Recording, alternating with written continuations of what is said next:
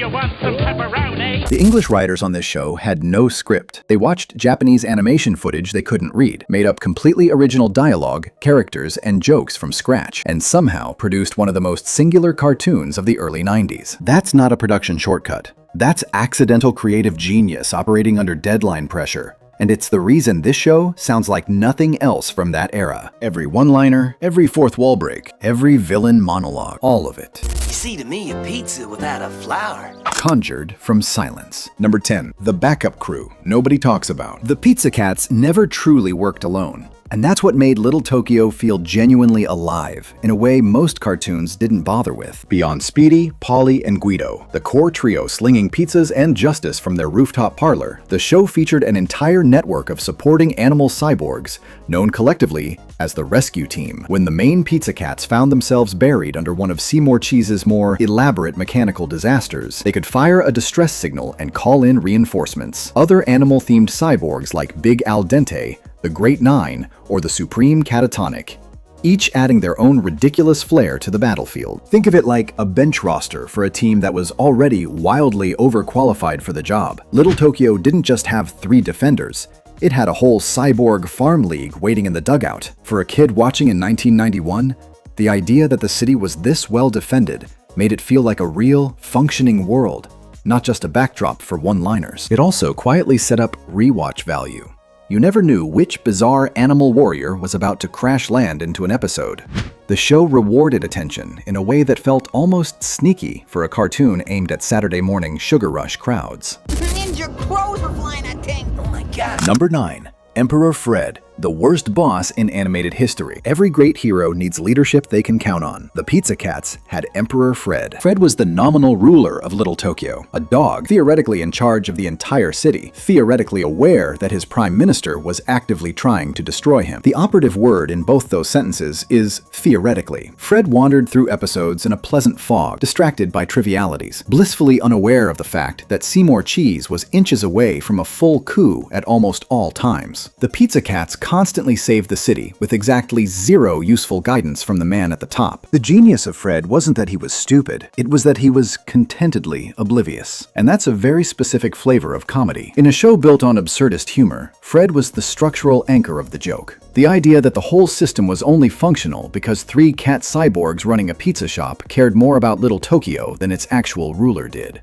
Any man over 35 who has ever worked for a manager who fit that description is nodding right now. Fred was painfully relatable, and that sting never gets old. Hokey pokey, jelly belly. Number 8. The Great Catatonic, because one robot wasn't enough. It was the late 80s and early 90s. If your show didn't have a combining super robot, did your show even exist? The Pizza Cats weren't just 3 individual cyborg warriors with personal weapons and transformable vehicles. When the situation escalated past what one angry cat with a sword could handle, and in Little Tokyo, it always did, Speedy, Polly, and Guido could combine their individual power suits and vehicles into the towering Great Catatonic, known in the original Japanese as the Nyago King. It was the show's nuclear option, deployed as a last resort when Seymour Cheese's mechanical monstrosities got truly out of hand. This was pure era television logic, and it worked every single time. The moment that transformation sequence kicked in, every kid watching knew the episode was about to hit its peak. The Great Catatonic was borrowing openly from the Super Sentai playbook, and why wouldn't it?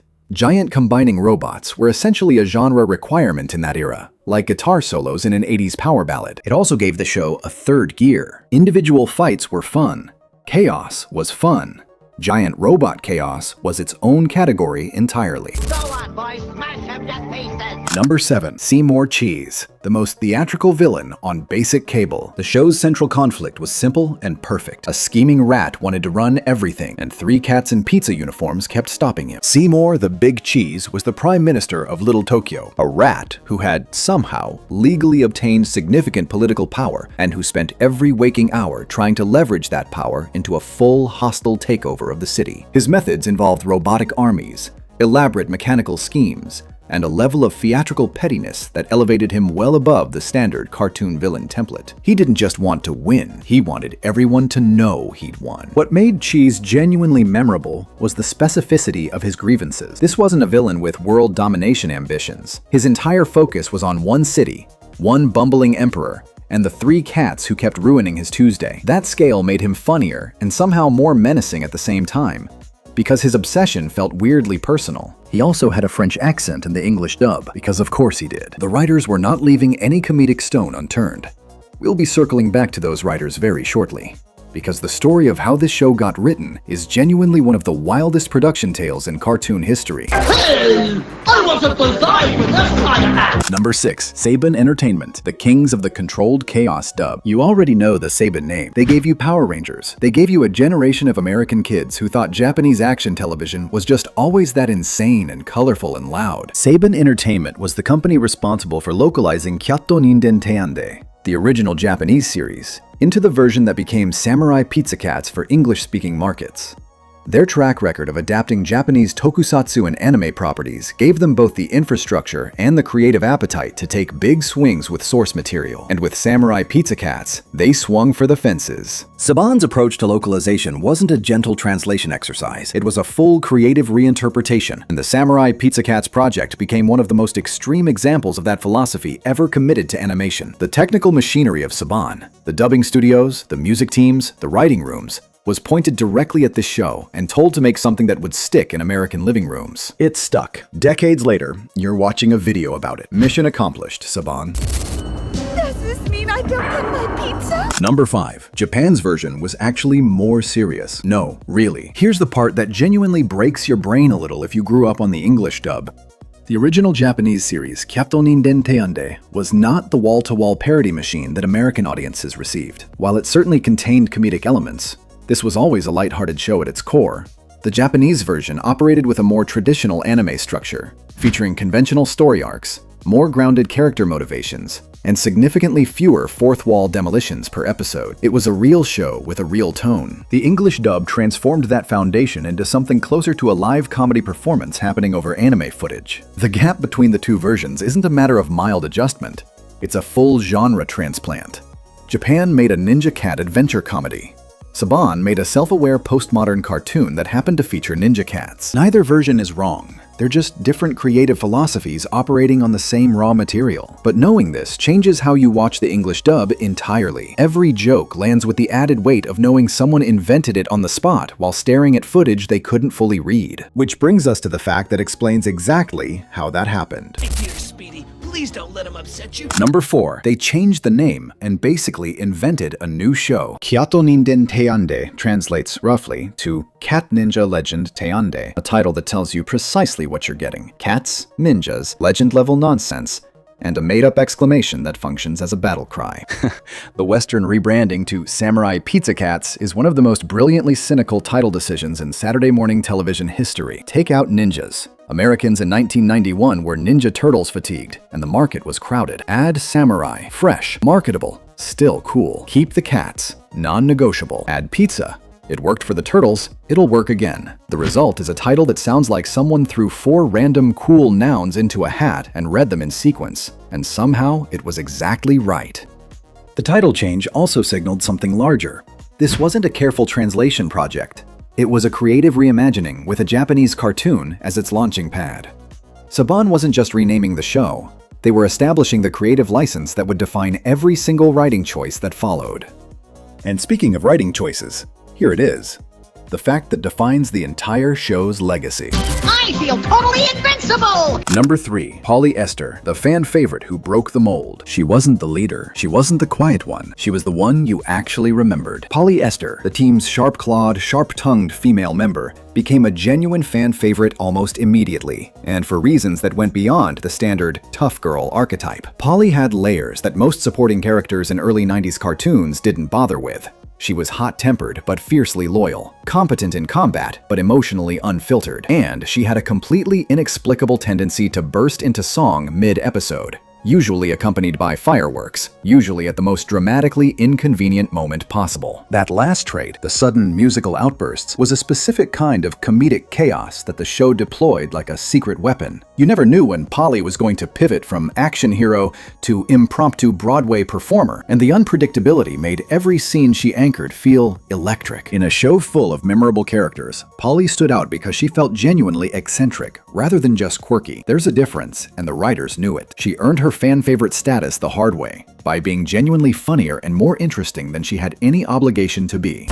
We'll take that robot apart piece by piece! Number 2. Speedy's sword was basically a cheat code. Every great cartoon hero has a signature move. Speedy Cervici had the cat's eye slash, and it was essentially the show's I win button. Speedy, the leader of the Pizza Cats, the first one out of the canon, the cat with the most dramatic poses per episode, wielded the Gimzu sword as his primary weapon, and the cat's eye slash was its ultimate application. A precise, devastating strike delivered with blinding speed, accompanied by a dramatic freeze frame, a catchphrase, and the kind of visual flourish that made every elementary school kid on the couch immediately want to pretend they had a sword. The move worked on essentially every enemy and obstacle the show ever put in front of it. The name Ginzu is itself a quiet joke that rewards adult viewers rewatching the show. The Ginzu knife was a legendary infomercial product throughout the 80s. Famous for cutting through anything. Speedy's weapon was literally named after a TV commercial knife. That's the show's entire comedic DNA compressed into one prop. The cat's eye slash hit differently when you were 8. It still kind of does. Well, why not? I can use a bite. Number 1. The writers had no script.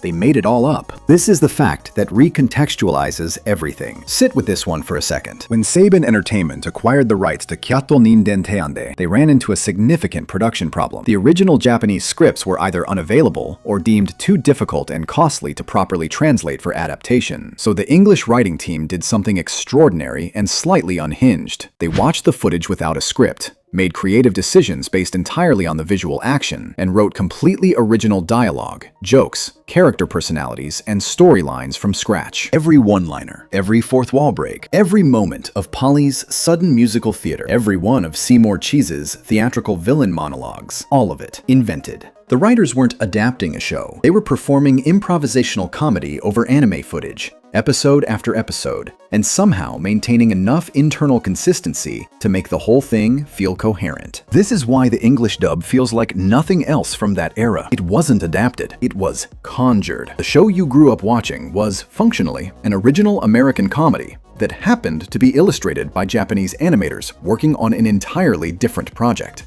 That's not a production shortcut. That's accidental creative genius operating under deadline pressure. And it produced one of the most genuinely singular cartoons of the early 90s.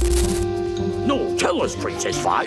Bonus fact, the ending that never really ended. Every show deserves a finale. The Pizza Cats got a comet. The final English dub episode, titled The Great Comet Caper, sent the Pizza Cats on a spacefaring adventure to deal with a runaway comet threatening Little Tokyo. It's a perfectly entertaining episode. It is not, by any reasonable definition, a series finale. Seymour Cheese's ongoing plot to overthrow Emperor Fred, the central conflict that drove the entire series, was simply left unresolved. No final confrontation, no definitive victory. The door was left open for future adventures that never materialized. This was sadly common for early 90s syndicated cartoons, where cancellation often arrived without warning, and finales were retrofitted episodes rather than planned conclusions. The Pizza Cats deserved better. Little Tokyo deserved better. Frankly, Seymour Cheese deserved the dignity of a proper defeat.